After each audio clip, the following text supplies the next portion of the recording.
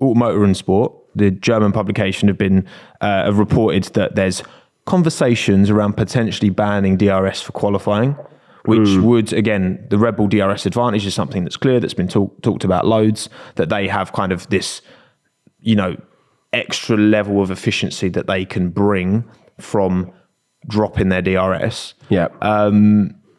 My only kind of caveat around that, because I do think it would disproportionately hurt the Red Bull. It would also, hurt other teams who have efficient DRS, but they have the most efficient, so it would proportionally hurt them the most.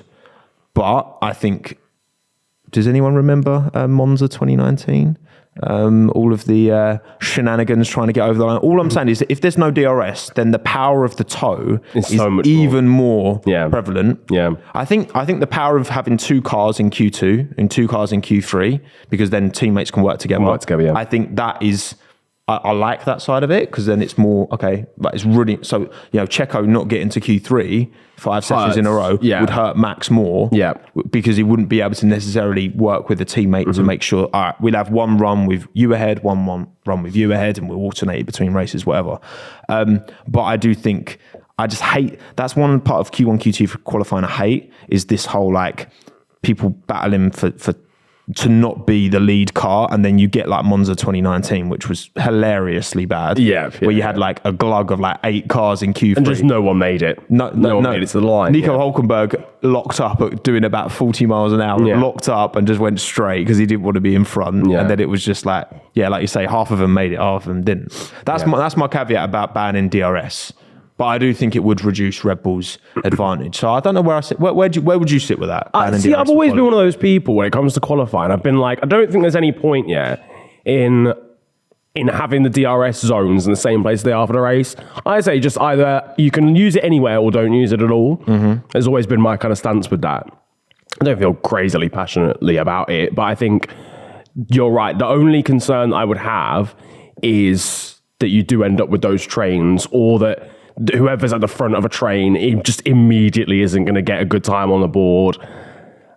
That's the again, imagine. But then everyone has DRS anyway, so I suppose you've still got the toe, I guess. Like in qualifying today, say at Belgium, you still get the toe off your teammate. You've just got DRS. You've just both got DRS as well. Yeah. So maybe it kind of cancels out. But the relative gain from toe is less.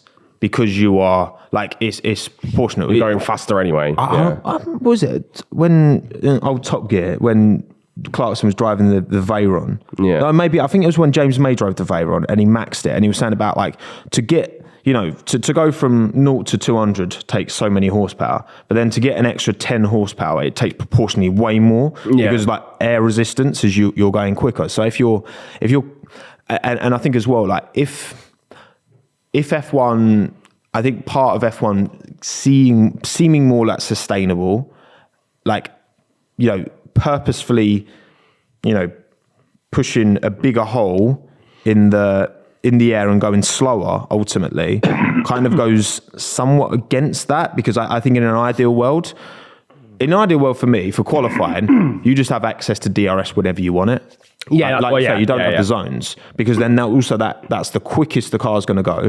And also it's skill to be able to use it at certain points, because there's going to be certain areas of the track where it's a little bit sketchy, or it's a little bit more risky to use 130R Suzuka. Do you dare keep it open? Oh, Jesus Christ. Now we're opening a whole new kind of worms with aeroplane accidents at 130R. And that's the thing. Obviously, there's a danger component, which I completely understand, but I think that I don't know where I sit on it. Let us know in the comments below if you're watching on YouTube. What do you think the idea of banning DRS?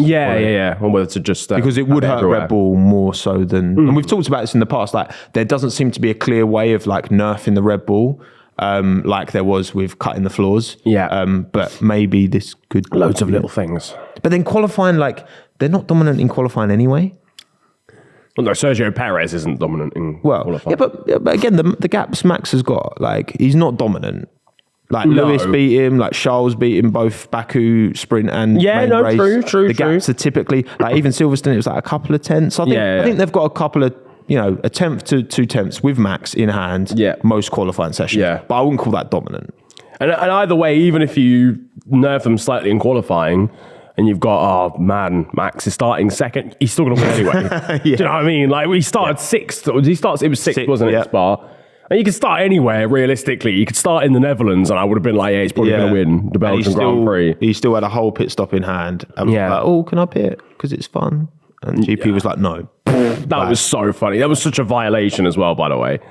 Because you know that was like a, lads, not going to lie, not being funny. I could pit right now, and I could still win the race. Like, I just want to do it because I'm bored. And it's like, man, feel Sergio Perez hearing that after the fact. Yeah. When you were ahead of him at the halfway stage of the race, that must be a bit of a stinger. Yeah.